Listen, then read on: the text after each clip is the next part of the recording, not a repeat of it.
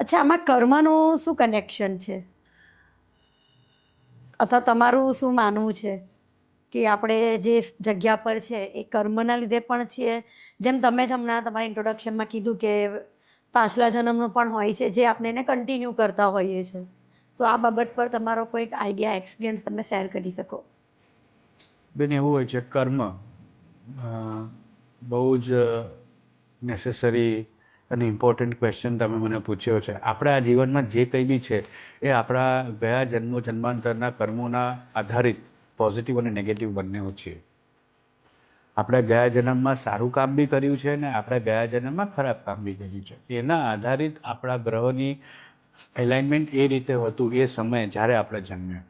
એટલે તમે વિચાર્યું હશે કે આપણો કોઈ વાર સમય બહુ જ સારો હોય છે અને યસ. કોઈ વાર સમય આપણો ખરાબ થાય છે. બરોબર?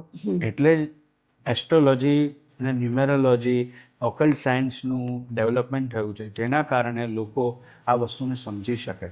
અને ભગવાને જ આ વસ્તુનું વિજ્ઞાન આપણા મનુષ્યને આપ્યું છે, ગુરુઓને આપ્યું છે, જેમના થ્રુ અમે શીખ્યા અને અમે લોકોને એનું રેમેડીઝ આપી છે કે ભાઈ તારા આ શુક્ર પાવરફુલ છે તો તારો શનિ વીક છે, તો તારો બુધ વીક છે, તો એને કેવી રીતે પાવરફુલ કરવાનું?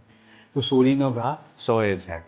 તો કર્મના આધારિત જ તમારા જન્માક્ષર બને છે, તમારી લાઈફ બને છે અને તમારા જીવનમાં સારું ને ખરાબ બંને થાય છે.